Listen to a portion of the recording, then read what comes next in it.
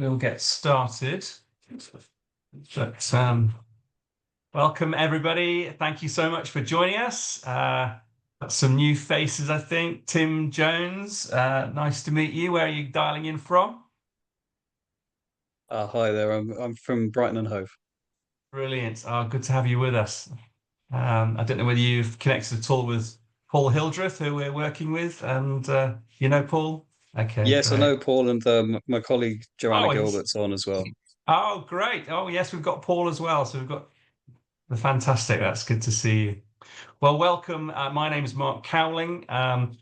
We'd love you to, in addition to your names, just put the place that you're from so we can see that. And we're delighted to have Jane Moffatt from Coventry Council and Steve Elton, who will introduce themselves in a moment. But I just want to welcome you to this call where we're going to review a project that Gather Movement have supported in Coventry, looking at the social action mapping of churches, particularly around services that support children and families. And we're going to look at and find out a bit about the impact that that's made. We are recording this webinar because it's a great resource to have this conversation, and we love to be able to then share it with others who can't be here today. So I hope that's okay with everybody. Gather Movement's a very small core team that works with 150 towns and cities and local authorities across the country, supporting and encouraging and training in this area of church unity, that the churches might work collectively to see their places transformed socially, culturally, and spiritually. So without further ado, let me just ask Jane, first of all, would you just introduce yourself? Who are you and what do you do? Hi, good afternoon, everyone. I'm Jane Moffatt. I work for Coventry City Council in the Children's Services Department, and I have responsibility for family support services. So that's our 8 family hubs that we're going to talk about today, but also our teams that help families through intensive family support, young carers, and also services that are related to other families that might need a bit of extra help now and again. So that's what I do. So it's great to see you all. Right. And Steve. Yeah, my name's Steve Elton. I have the privilege of being the Chief Operating Officer of Hope Coventry, which is a Christian charity that works with churches across the city of Coventry from an ecumenical point of view to bring them together, to help facilitate and build relationships, and then to see what we can do together as the church in the city. Yeah. Right. And how long have you been gathering churches in a sort of movement of unity, a network of unity in Coventry? Hope Coventry is a charity. It's been functioning for just over 10 years. It existed probably for between sort of 8 and 10 years before that as a kind of just idea and a gathering of people and stuff. But yeah, so around about 15, 20 years or so in some form or another. So. Amazing, amazing. It's lovely to go into a town or a city where that's been the case and just see the investment in relationships that exists and the warmth that there is and the opportunity that brings for working together. I'm going to just give you a quick introduction to the mapping project in Coventry in terms of the methodology. So hopefully you'll be able to see my screen here. Give me a nod if you can see that. Great. Well, the headline from our project in Coventry, where we did 2 surveys, one around services supporting children and families and one on mental health services that the church deliver, was that we mapped 1,026 services. Now, this report is a little bit dated. I'm going to get the new data from Steve very shortly because rather than just surveying 50% of the churches, we've now, or Hope Coventry have now surveyed over 73% of the churches. So this number is going to be even bigger of services that are delivered in the community, available to the community week in, week out. You may be aware that there is an all-party parliamentary group for faith and society that have really encouraged the engagement and collaboration with the faith sector. And you'll see that in their report, their 4th point here is that they are committed to encouraging a joint commitment between faith communities and local authorities to set out the principle that guides engagement and practical working on all levels. And we're certainly seeing that across the country, that there is It's more and more opportunity to collaborate together. In terms of finding a common base to talk from, we have tried to do some research into what our public services and also our cross-sector services deliver in terms of services in the community. And in terms of children and families, there is a government guideline on support that local authorities should deliver to their families. And in one of their documents is something called Annex F that details these 24 services that are outlined on this slide. You can see the yellow one there is that in a local authority area, there should be a children's centre with educational play facilities. And as you will know, many churches deliver just that kind of service through the parent and toddler groups. But there are all these other services as well that are in the guidelines. So rather than just asking what does the church do, actually we ask, does the church network deliver any of these specific services? And that enables us to be much more lined up with a conversation about collaboration with civic partners and other organisations. So in Coventry, and again, these figures were at the halfway mark, you can see that 11 churches delivered a project which is called Baby Basics, really a project that supports families with a newborn baby, providing equipment and things that are needed with a newborn. We found that there were 36 parent and toddler groups across Coventry running every week. There were 4 groups that ran specific dads activities, 43 that ran a group for primary school aged children, Messy Church being the most common example of that. 65 had junior church alongside their main times of worship. 52 churches ran a youth group or some provision for teenagers. 11 ran a group that was suitable and aimed at supporting young people with special educational needs and disabilities. 20 that offer guidance around financial support. 18 on domestic abuse. 15 on language and home learning. This is really about school readiness and equipping parents to support their children to be school ready. And the survey goes on. I won't go through every one, but you can see it's a range of services that support children and families. And then we are able to pop this onto a map. With all these have live links so that people can access the live map. And you can see here that the blue circles with the white house are the local council run family centres. And we can see where they are in relation to the church network. Green are for churches delivering multiple services to support children and families. Amber are churches that want to do that. And red are churches that aren't able to do that particular service at the moment. Maybe because they're doing something else like food security, or maybe because there's a gap in having a leader present at the church, or another reason. Just finally, there's a list of national organisations that support services delivered through churches to support children and families. A large range, doing a good deal of the services that are listed in the survey that we covered. And then the opportunity with this data is to bring the church together, both leaders, but also the wider community of Christians or other faith groups, to actually review the data, review what the church is doing.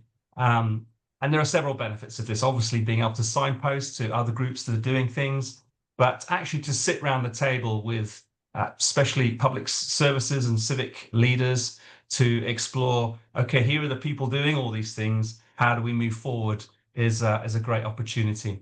That's just one survey. I could go on and show you the mental health survey and the food survey, but if you'd like to know more about that, then do get in touch and we'll send you more information. I think we'll just ask Steve to give us a bit of an insight as to how he found this project, managing it from Hope Coventry. Particularly, how doable you felt this was. Yeah. Was it doable, or were there challenges, or give us your thoughts? Thanks. Yeah, I appreciate that. Thanks, Mark. Yeah, I think we had an initial conversation with Mark and a few others across the city, including from the diocese and a few other organisations at the start. And I think one of the bits that became quite clear quite quick was to make this doable, it required us to use the funding and the resources made available to employ somebody to specifically go after this mapping activity. As Hope Coventry, we have as mentioned at the start, a good history of relationship and trust with not all, but a good proportion of churches across the city.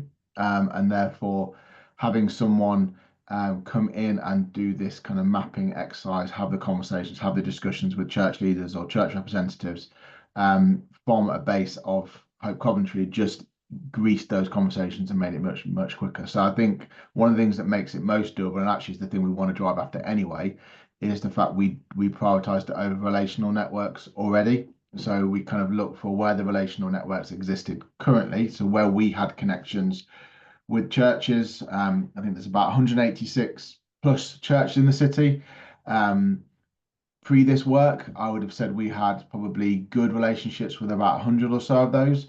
Post this work, we've probably got better relationships with about 120, 130 of them. So even just the process of doing the work has extended our relational networks in that. And I think that is the kind of thing that makes it most doable. That we employed somebody called Mark Bramble, who came and did a fantastic job, and perhaps an enviable job, but he did an amazing thing where he basically, through Hope and through our newsletter and our communication stuff, arranged meetings with church leaders over Zoom, in person, on the phone, and just asked them the question that enabled us to get the data and complete the survey, and did that with 135 churches over the course of a number of months and stuff. But again, whilst the initial wave was quite quick in terms of the immediate buy-up from some churches who we work more closely with, obviously as you move further into it, it becomes trickier to pin down conversations, to kind of pursue relational networks beyond what we may know. But we found that as we spoke to somebody in a network, for example, so it might be an RCCG church leader who we have a good relationship with, what that then meant is we could then piggyback on the back of that, and they could then put us into contact with others that we might not have as close a relationship with. And so I think the key thing to make it most doable was, we did it from a relational base and grew from there. But secondly, is we were in the fortunate position to be able to give someone the specific purpose of going after this. Because I think if it had been a part of something I was doing or part of something one of my other staff team were doing, it would have been very easy to kind of do the easy bit and then other stuff just swallows up time. Whereas because we designated Mark purely to be employed for this project itself, it meant that he could kind of really pursue quite tenaciously where he needed to. And sometimes that needed to happen. People would say, oh yeah, I'll call it this time, I'll be on Zoom at this time, and then they weren't. But him being able to then pursue that meant that we could kind of make our way through it. And we still didn't complete it. We didn't get to 186 conversations. But I think that was another important thing to look at it from. Mark was initially counting down from 186, and therefore it never felt like he was achieving anything, whereas we kind of changed the perspective and said, no, you're counting up from 0 and you're going to get as high as you can. And I think that made a big difference, because otherwise you feel like you're constantly failing, and we were never going to have conversations with every single church leader in the city. It just wasn't going to happen. And so that kind of mentality helped him be tenacious and pursue after what he was going for. I think the other things I would say is regular updates and regular kind of communications as we progress through. So even like we've talked about today, the stuff that Mark Cowling shared is slightly out of date, and that's because it's a fairly live document, and therefore it kind of meaning we can regularly update helps people to see what they've taken part in and how what their church has contributed towards, and that was quite empowering and quite encouraging for them. But B, meant that you had what's the right way of saying this, the soft peer pressure of churches who hadn't yet been part of this, seeing that this thing is building and actually my church hasn't done this yet, I need to get a wiggle on and get involved. And that kind of communication and regular kind of sharing really helped. And I think the building picture of just how phenomenal the work in the city of the church is, kind of just inspired people to want to put what they're doing into that picture. So even tonight, for example, we have concluded our mapping project. It has finished, and we're going to kind of share the final, I say final, kind of update of that at our leaders gathering tonight, where we've got about 100 leaders gathering together. And so that again is another opportunity to kind of communicate to people again, this is what you in the church in this city are doing, and we need to be really celebrating that. And then how can we take some next steps to build on A, the relational connection, but B, what we have a heart to do in the city. And I think continuing to revisit that purpose was a really important part as well, that it wasn't just a data collection exercise. It wasn't like we didn't communicate, so we just want to find out what everyone's doing. As helpful as that is, this was about, as Hope Coventry, we're a relational ecumenical network who works with churches to try and find the heart of God for the city and what we can do to serve the city. And so often that is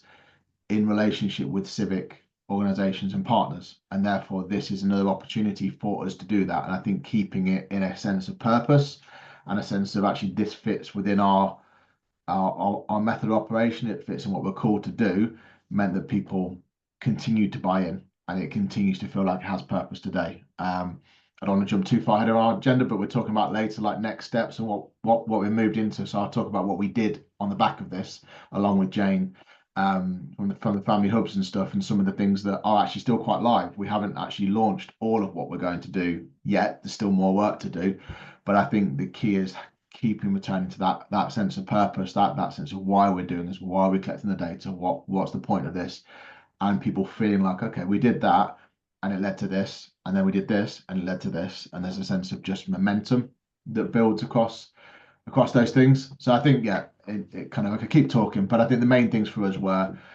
building on the relational networks that already exist and extending them where you can. I think for us, giving someone a designated job to get this done is a really key thing, because I think it gave him capacity and focus to be tenacious in pursuing stuff.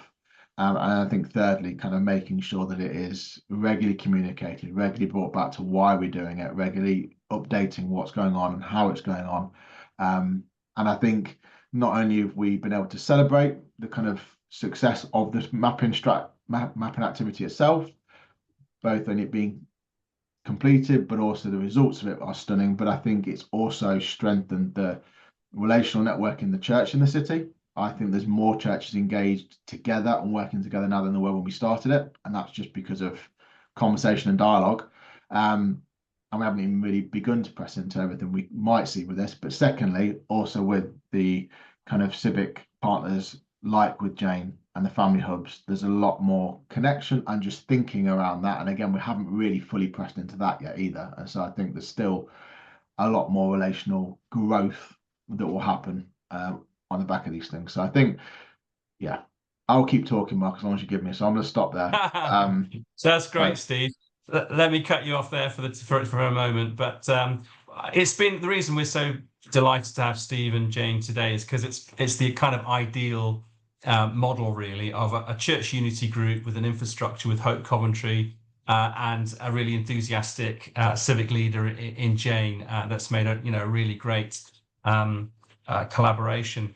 And we're doing this mapping, either completed it or in process, in 28 local authorities around England at the moment. And not all of them have this kind of setup.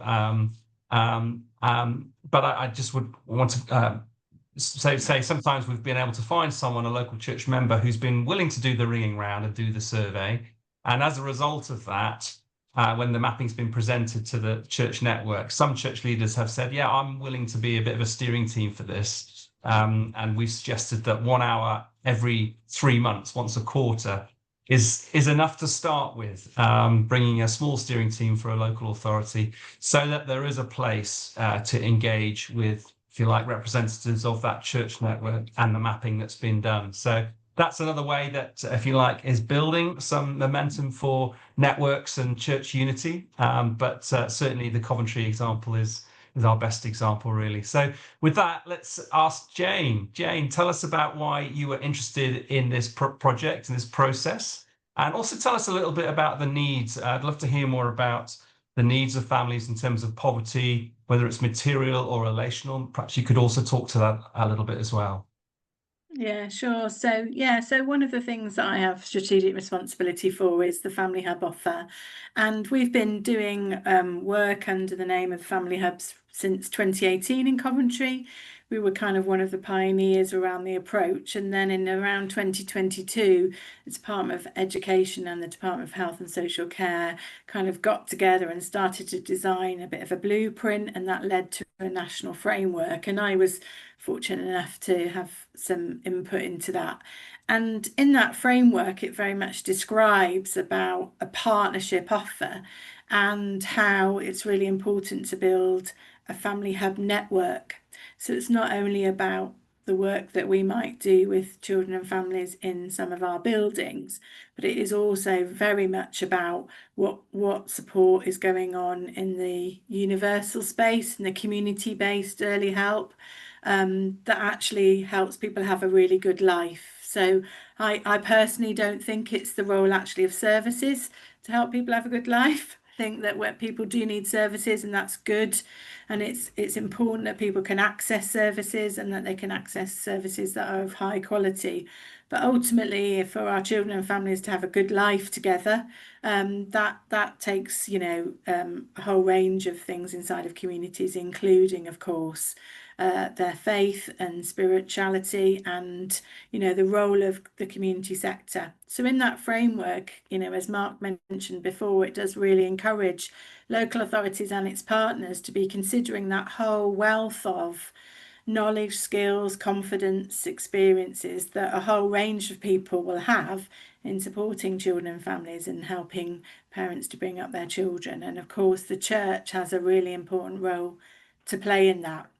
So for Coventry, we were quite a mature family hub offer when we started to transform into the national framework. So we were fortunate enough to be allocated to be a trailblazer, and that meant that we really were encouraged to be bold and courageous to start doing perhaps work that previously people might not have done before. And for me, working with the faith-based sector, and particularly with the churches, was an area of transformation that I really wanted to lead and bring forward. The reason why, I guess, not just because that's what the framework says, but because I actually believe that the power of churches to help to transform people's lives is really is live today. And we've already seen from, say, some of the mapping work that Mark has described, churches and Christian faith-based organisations are already doing an awful lot, an incredible amount of work every day, day in, day out, for decades upon decades, to support not only, of course, their own congregation perhaps, but also the wider community. So that's where the real stuff's happening, and I want to be where some of the real stuff's happening. So we want to, first of all, acknowledge that work. We want to encourage people. We want to thank them and help them understand what an amazing contribution that they're making.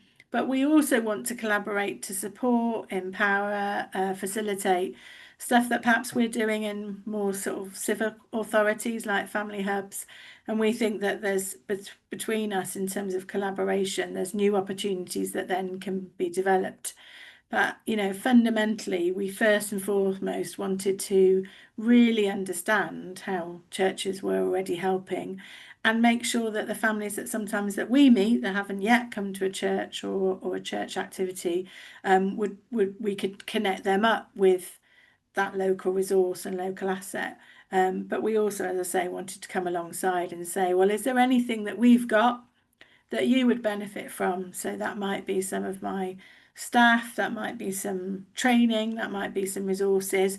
And it might just be, but actually is really significant, that we just encourage and support one another, knowing that there's somebody else out there that's doing something a bit similar to you, every Wednesday night or every Sunday afternoon, and keep going. And while she might not see directly the impact, we're seeing that as a city. And without it, many of our children, families, and the wider community would be a great loss. So, yeah, that's some of the reasons that we wanted to do this work with yourself, Mark, and with Steve as well. Yeah. And you're also trailblazing on the digital offering, aren't you? I've had the pleasure of connecting with the organisation that you're working with on that using AI.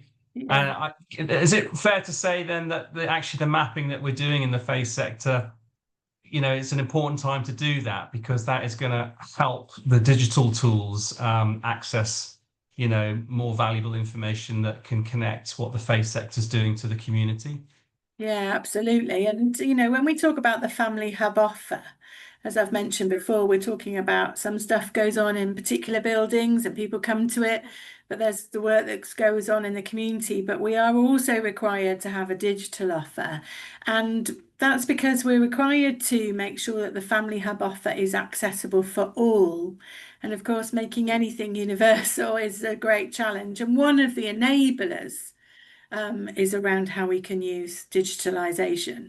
So in Coventry, we have something called the Coventry Families Portal. So it's just www.coventryfamilies.co.uk.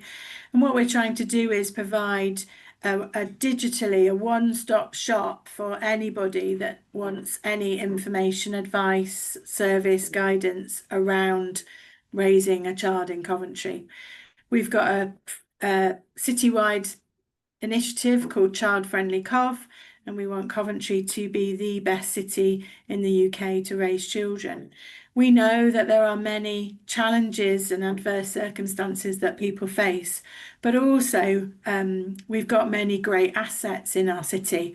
We've got people, we've got places and spaces, we've got programmes and initiatives run by, of course, not just the local authority, but many of our partners, and of course that includes our partners in the churches and Christian organisations. So if we can be an enabler, I believe that one of the roles that civic authorities should provide is sort of enabling and facilitating.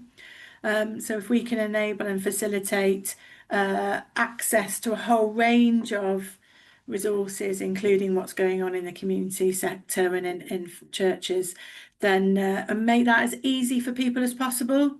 We know that actually getting hold of information or navigating through information can be really difficult. In a city our size, with quite a lot of needs, but also quite a lot of offer, can be quite difficult to navigate through that. So if you're looking for something, that can sometimes be a bit overwhelming, or not know how to navigate through that. So actually using the portal, and as Mark's mentioned, we're using AI and automation to do that. So we can do things like do automated care pathways, which help people with very bespoke or individual information. We can send out notifications, but we can also just allow people to browse and find the information that they need. And we see the digital as an enabler. It's not in any way to replace. Ultimately, I believe people need to meet people. They need relationships and connections. Many people need, the elements that people that work in or take part in churches will certainly recognise. They need compassion, kindness, people to listen to them, friendship, and not many people get that through an AI tool. But so we're always ensuring that we're keeping humans in the loop. But actually, some of us will also recognise that a lot of our parenting can be done, in the night hours when it's gone dark and no one's in buildings. So, the fact that you can come online and know that you can come onto a trusted website, you could access a parenting course 24 hours, 7 days a week. But then that parenting course might well then connect you to something that is going on live in your community. I think that collaboration and partnership and that connection between the digital and the real world is really important, and the churches have got a great place to take part in that.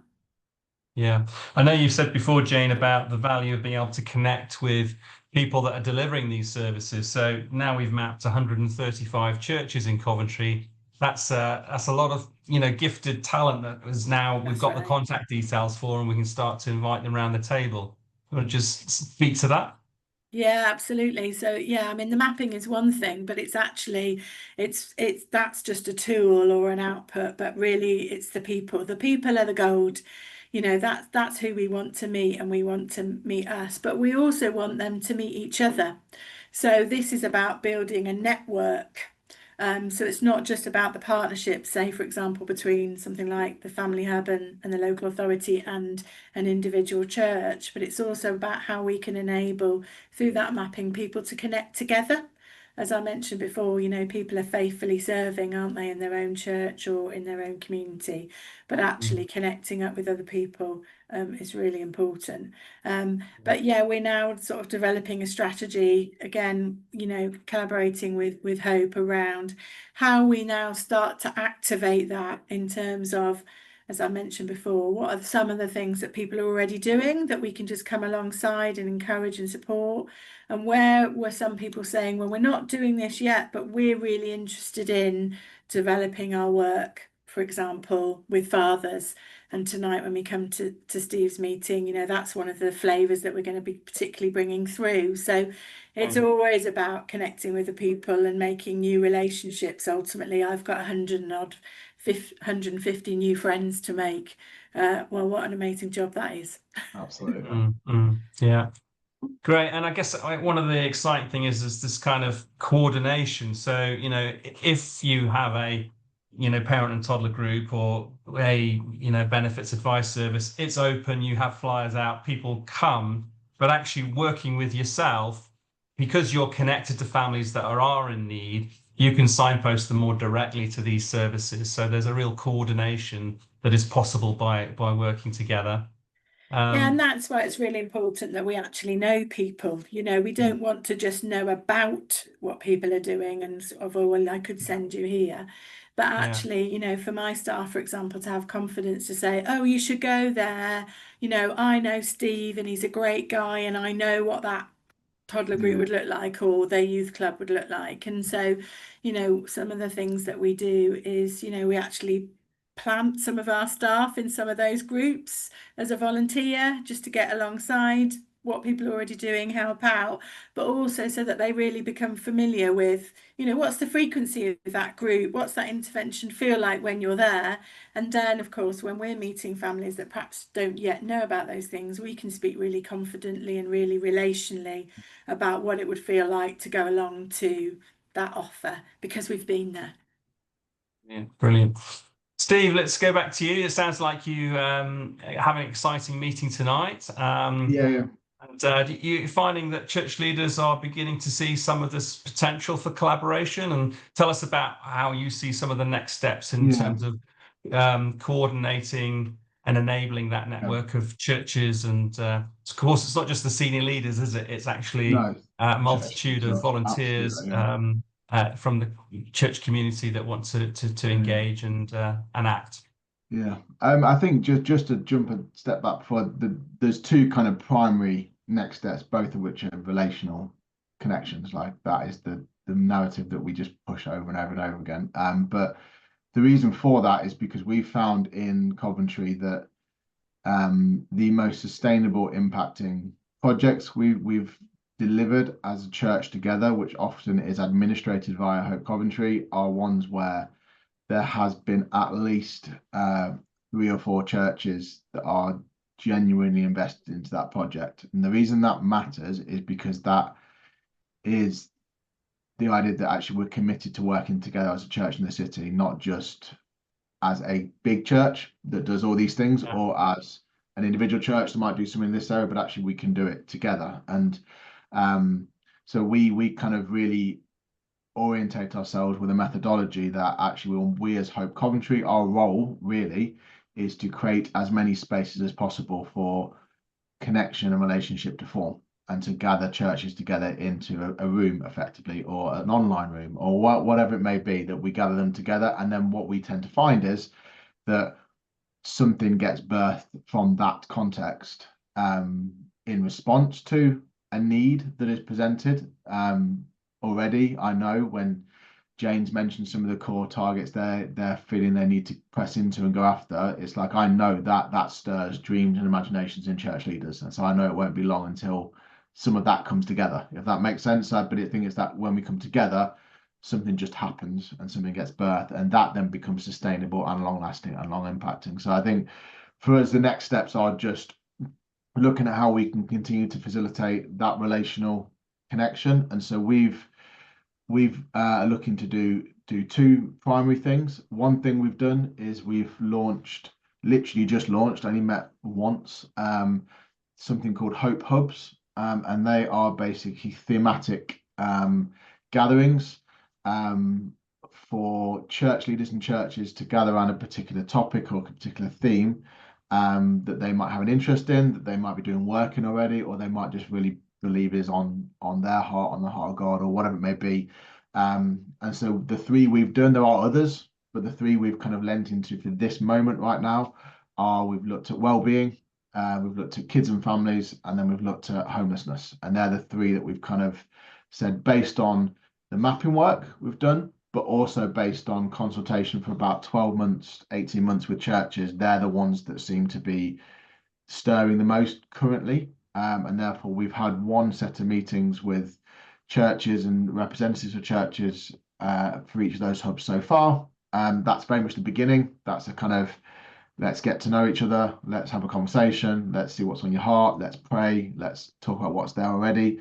But they will create a kind of space where things can potentially be birthed from. And then when we're talking about, for example, what Jane mentioned in terms of like the need for fathering and that kind of stuff across the city, it's like I imagine the kids and family space will be a space where something like that births from, and therefore it becomes held by the church in the city, not just by a church in the city, if that makes sense. And I think that gives a sustainable impact. It's slower because it takes time, but it has a longer term impact, and that's the kind of thing we want to go for.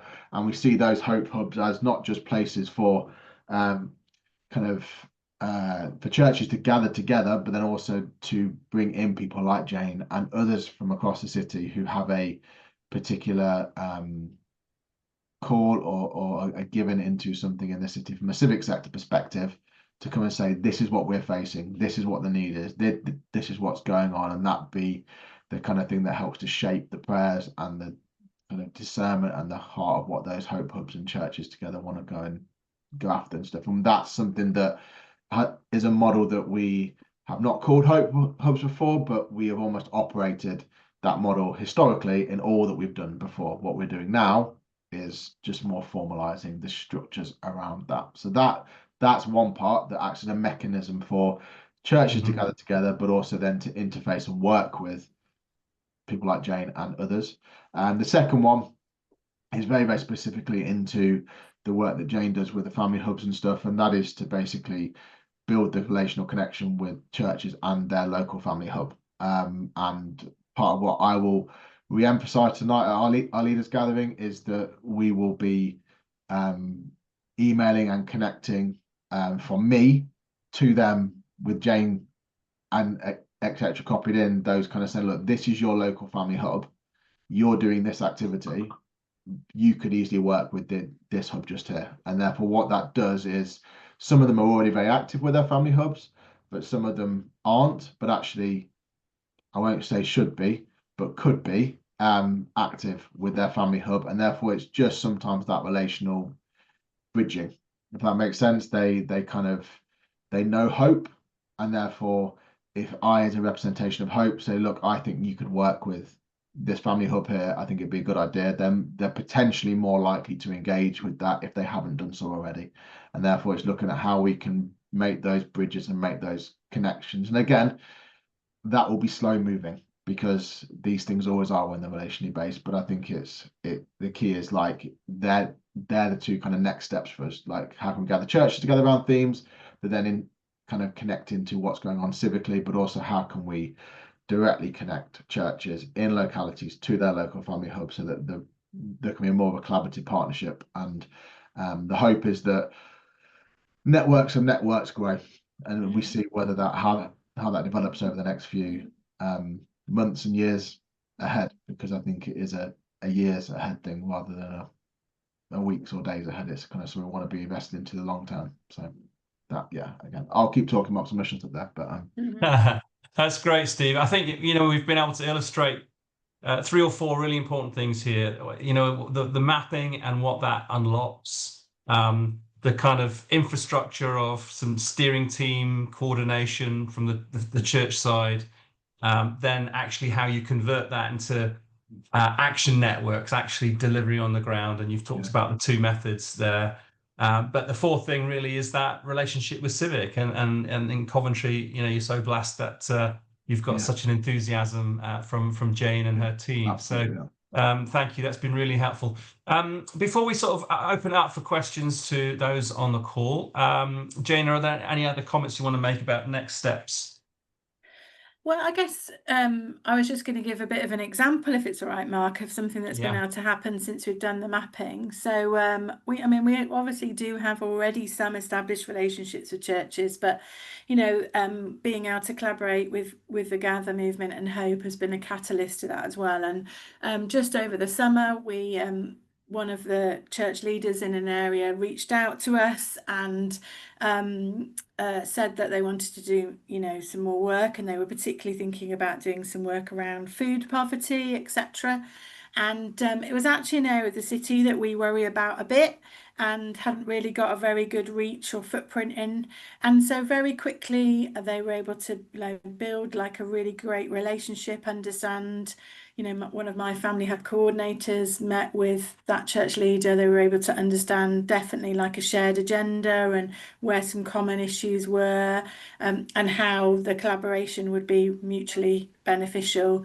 And they were able to then quite quickly establish so we're now running with them twice a week. They're delivering a food pantry offer, and we're running a sort of stay and play wrapped around that. So that's just amazing, and out of that relationship, there's some very obvious outputs, but also I sort of see that as a seed bed, not only for that collaboration, but for others to actually experience that, it doesn't always have to be really hard fought.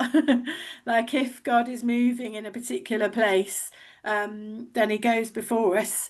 And actually these things can happen. So I was just like, and I had very little, if nothing, to do with that, which is also amazing. That people in my service really believe in this as well, and really wanted to get on with doing so. So I thought it was just nice to give a sort of practical example.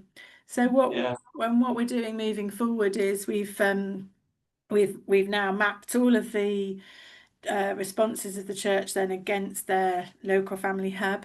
We've also had some really clear thinking about what are the things that we could quite quickly, again in quite an agile way, activate into churches.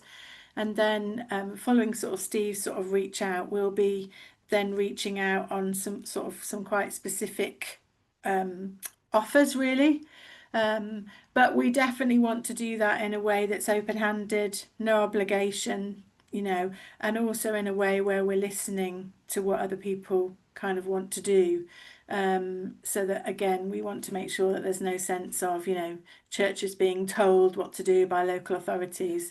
That's not that true partnership. It is that listening and responding and sharing agendas together. So so moving from, I guess, the, if you like, needs analysis into real life action, but that's already happening. And sometimes some of those things happen without a very well written up plan. It is about responding to the opportunities as they come up. Yeah, great. And having that bigger network and relationships, friendships to call on. So that's absolutely great. I want to open it up to any questions that those on the call have got. So if you do have a question, do raise a hand so we can invite you to ask. I guess I also want to challenge you with a question about whether we can really change the dial on families starting well in our community. We know that poverty is a big factor in affecting educational and life outcomes. We know there are many relationship things as well, family dynamics that also affect educational and life outcomes of young people. So the question I want to ask, and Tim's got a question first, but is to think about, if the church and the faith network and the local, public services, local council can begin to partner together and complement each other, what would it take to really change the dial on families starting well? So that's the question, and I'll probably ask you to just share your thoughts on that. But Tim, you've got your hand up. Do share your question. Yeah, great. Thank you. And thanks, Steve and Jane, for the presentation. It's really helpful. We're just embarking on a similar project in Brighton and Hove at the moment. And Joanna, who's on the call with me, she represents the Catholic diocese, and I'm from the Evangelical Free Churches. And we have a Gather Unity movement going on here, which meets regularly, Good Fellowship. Christian Action Brighton, we've got the Faith Covenant with the council, and we have some councillors who are people of faith as well. So I was just wondering, just if you could speak into, I don't know, if you've paid the idiot tax on anything, it would be really helpful to know. Just as we go into it, are there particular objectives that we should be shooting for, pitfalls to miss? We attend to the council's long-term plan that they've published and things like that, but I mean, obviously there's plans and then there's plans. So just speak into anything that you think we should look out for and things that changed during the process of your project. Well, that's a really good question. I think offering, what's your offer? Because that's what I talk to my staff about a lot. Often when we are forging new alliances or partnerships or relationships, particularly maybe in the council, I don't know, we can be really aware of what the needs are and what we might need or what we might be worried about or whatever. But actually, I always say to people, but what are we offering? Let's start with the offer. And I think if I can encourage you on the other side of the partnership and relationship to be doing that as well. So even something as sort of open-handed as, we've noticed this about, where we live or, whatever. And that might well be that you've gathered that insight from, cabinet papers or whatever. We've got something we could offer on that, or we've got some ideas of how we could help. And actually, I've seen that kind of conversation really change the dynamics. Yeah. Rather than, sometimes that whole, well, we're trying to get in on, or, how does this work? Or it's just actually like, we've got an idea, we've got an offer. What do you think about how could X, Y, or Z actually help you meet your objectives? And I do find that can change the sort of tone of the relationship. And then you might actually really get to the heart of the matter and sort of people sometimes can be a bit disarmed and actually have much more authentic conversations, when somebody actually shares something that they're worried about or they've noticed and say, but I've actually thought about how we might be able to help with that. That's a really that's a different kind of conversation, isn't it? So I don't know if that's the kind of thing, but that's what I'd offer to you, Tim. Yeah, I think that's great. I think the other thing I'd say, Tim, and it sounds a little bit on the nose, but I'll say it anyway. I think you can't underestimate the importance of investment in prayer together as churches. And I think that we are seeing in Coventry, and I've only been in my post for 3 years, so I can say that because this is not to do with me. It's not because I have managed to do something, but we are seeing in Coventry some really amazing stuff happening now. But that is on the basis of 15, 20 years, probably plus, of leaders together praying and churches together praying. And I think that it's sometimes really easy because we do get compliments paid about Coventry about how wonderful it is at the minute, but it's sometimes not because it's not because of this strategy. It's because actually there's been a sacrifice of prayer for decades that have preceded that. Now, I'm not saying it's decades in the making for you, but I'm saying that I think that relational and prayer investment is massive in everything. And I think we've kind of continued to press that. And so we've looked at different ways that we can help different churches to engage in prayer, whether they are kind of the evangelical, charismatic, Pentecostal end of the spectrum or or the other end of the spectrum is like, how can we create an environment where people can engage in prayer? And we're by no means cracked that completely yet, but it's the thing we keep pressing in on and pushing in on. And I think the second thing is just to kind of look at what you can offer, like James. I think that's really key, and in response to civic and council needs or things they're kind of asking for help from, but also doing that, we set a principle of at least 3 or 4 churches need to be brought into this thing for it to be something that we do as Hope, if that makes sense. And that was kind of quite a key fundamental, and having that not just at the start of an initiative or project or an idea, but actually maintaining that throughout, because it's sometimes easy for one of the key churches to be plugged into a project, for example, and then that church leader moves on, and it wasn't actually the church that was plugged in, it was the church leader that was plugged in. And because they were charismatic or dynamic, they pulled the church with them. But as soon as they go, then suddenly it's simple as the church volunteer base for that project goes, or the finance goes for that project, or all those kind of things which genuinely start to have a negative impact on delivering on that thing you wanted to do, whatever that is. So I just think it's that sense of having a real thinking about who are the churches invested into this thing, and then ongoing, how do we ensure that it remains a kind of church in the city held thing, rather than just a single church's project, which is not bad in itself. That's great, and that's really positive, but just from an ecumenical point of view, it being gathered together. And we've had to unpick some of that. So talk about the idiot tax. We've had to unpick some of that in some of our projects to try and bring it back into being held by the churches, not just held by a church or just as a Hope sometimes. Like it's become a Hope project and not a church project. And that's so that helps still. I don't know where it is. Thanks, Steve.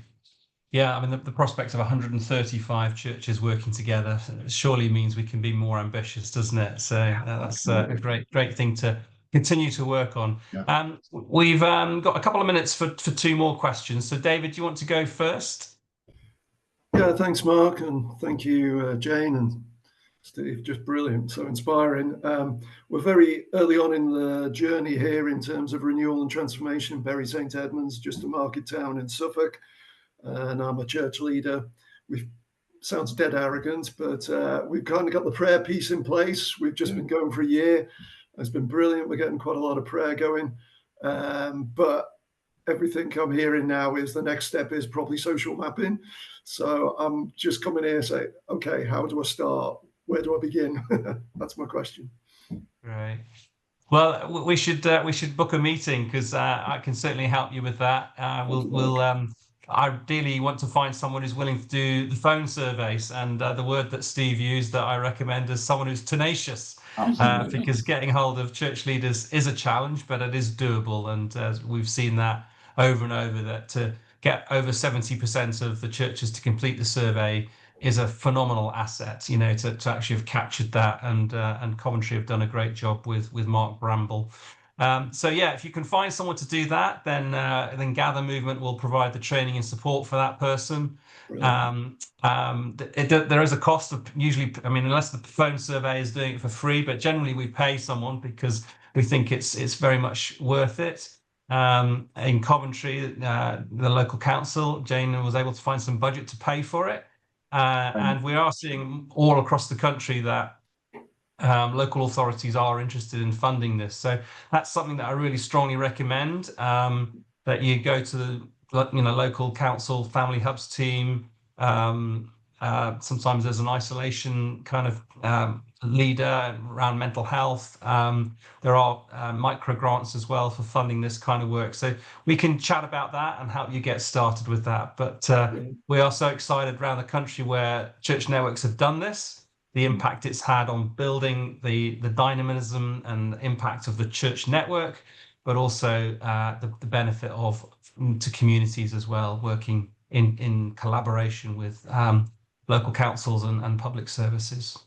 Yeah, brilliant. I appreciate that. Thank you. Yeah. Andrew and Alice. Yeah, hi. Okay, I hope we get 2 questions in, but the first one's just a technical one. We are doing mapping in Southampton, and we've sort of similarly got the mapping of what things are going on. We started that work. Have you done any overlay work in terms of demographic data to see how the services provided are matching the need in the areas? That was the first question. And the second one was really about Faith being aware of dealing with people in the council. How much of a challenge is it when the person you're dealing with isn't a person of Christian faith? Do you think that changes the dynamic, which we're sort of, aware of in Coventry? Do you think that's different if that's a different case? Jane, do you want to comment first? Yeah, so we haven't overlaid the map with other maps yet. I mean, we could do that in terms of, maps around things like deprivation or particular needs. I'm not sure that we will, because particularly something like the Family Hub offer is a universal offer to all. And whilst we then will differentiate or sort of highlight particular aspects of the offer for particular communities, we actually want to activate and make sure that in every area of the city there is, places and spaces for people to go to get friendship, companionship, support for their parenting, food, fuel, all those things. So we haven't taken a particularly sort of needs-led view or on that. I guess sometimes it can be helpful if, for example, if we were partnering with a church or a church-based organisation that wanted to put some funding in to bid for a certain thing, local authorities can be very data rich, and we would certainly provide that around. Sometimes there's like a rationale about, well, why would we want to develop a certain thing in a particular area? We would work to provide it at that point, but we're not going to choose, for example, which areas we're going to work based on what people perceive the needs to be, because I actually think that everybody needs some common things. So we haven't done that. I mean, we've got heat maps beyond belief. I know exactly where the greatest areas of needs are for certain things, but I think the work that we're really trying to do with churches and community-based organisations is around that sort of universal things that we all need, like connections, relationships, acceptance, somewhere warm to go and all of that. So that's my answer to the first question. I don't know, Steve, if you want to add anything to that before we move on to does it make a difference? I think I just concur with what you said, Jane. Yeah. That's exactly it. I think there's need everywhere, isn't there? Yeah. In terms of how do you work with, was the second part around how do you work with sort of civic authorities or individuals who might not be coming from a faith-based perspective, and whether we think that makes a difference? I mean, I've got some thoughts about that, but Mark or Steve, have you? I think without just trying to make Jane feel great about herself, but obviously it makes a massive difference when you have someone like Jane. That makes a huge difference. It makes things much easier because if nothing else, there's a common vision and purpose beyond just the job role, if that makes sense, and that's really, really helpful, and that makes just things flow easier and communication becomes easier. I think it doesn't, from our experience, we've as Hope have been involved in two larger initiatives, one of which Bernardo was involved in. I think he's still on the school. He is. One was the Winter Night Shelter, which again was a kind of council Hope Coventry partnership.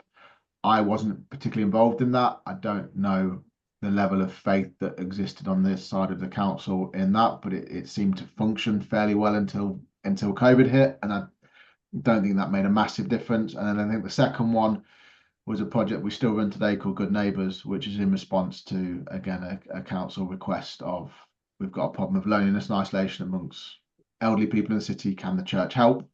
So I think I use those two as an example because there was an initiative from the side of the civic sector to say to the church, can you help in this area? And I think because of that, it meant that it probably didn't make as much of a difference because they were asking for something effectively, and then we were responding.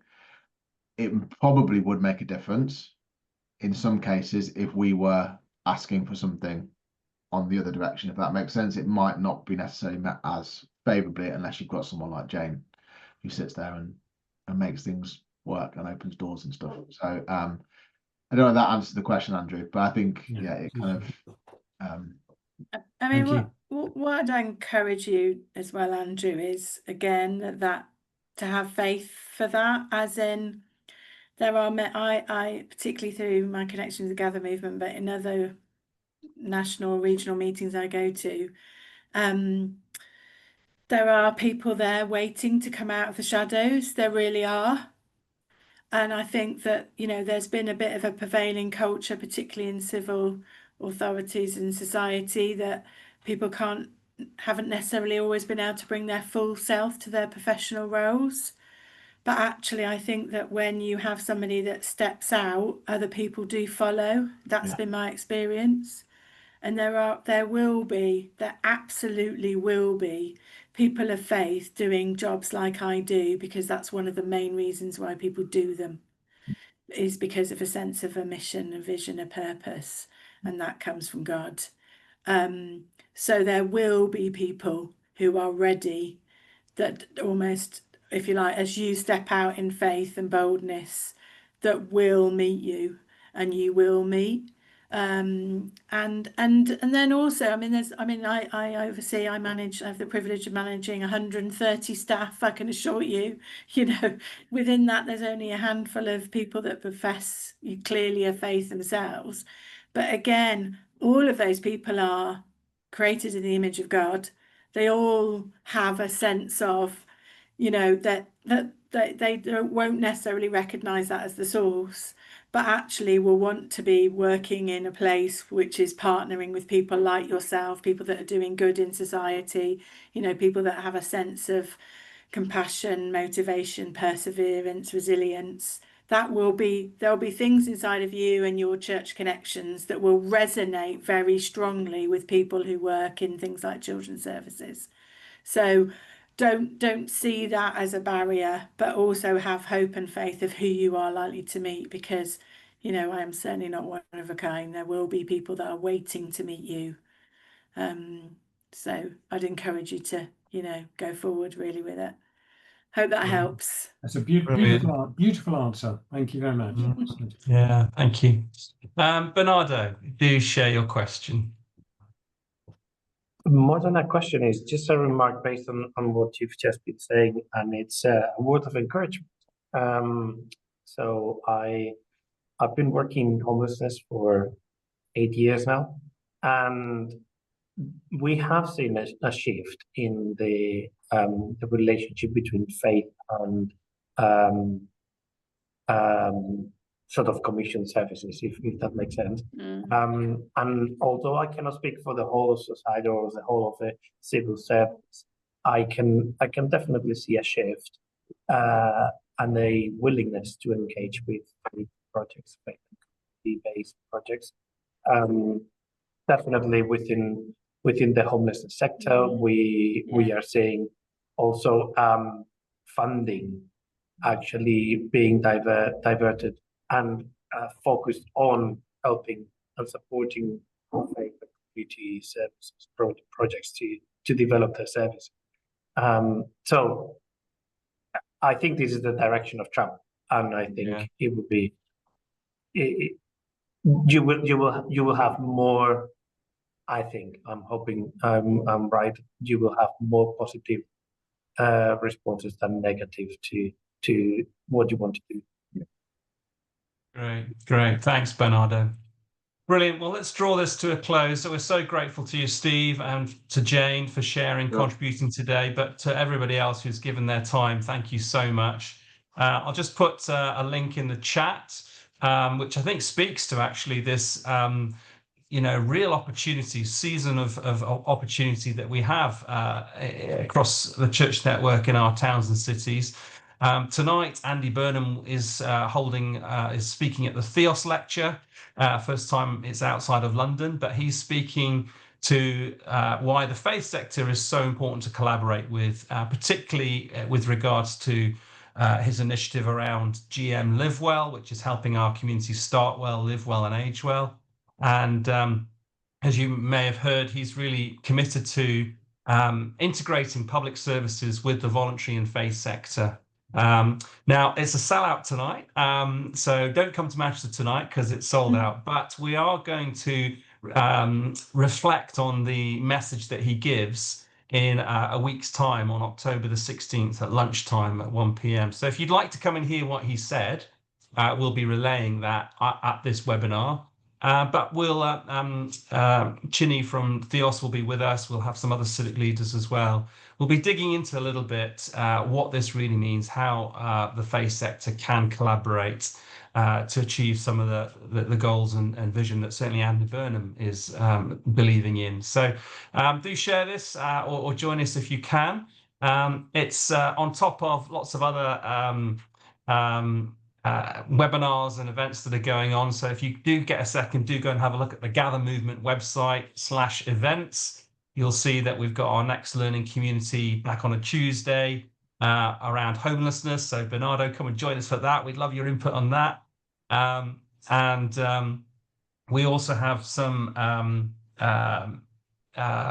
summits coming up, particularly one on leadership, thinking about this new type of skill that we need to give to church unity leaders about working with a collective of churches, working with other sectors. How do we upskill church leaders to do that? So there's a summit in Oxford on the 2nd of December. We'd love you to come and join us for that, to hear theologically about the changing times that we're in. But then also there's an opportunity to sign up to a one-year course for an hour a month.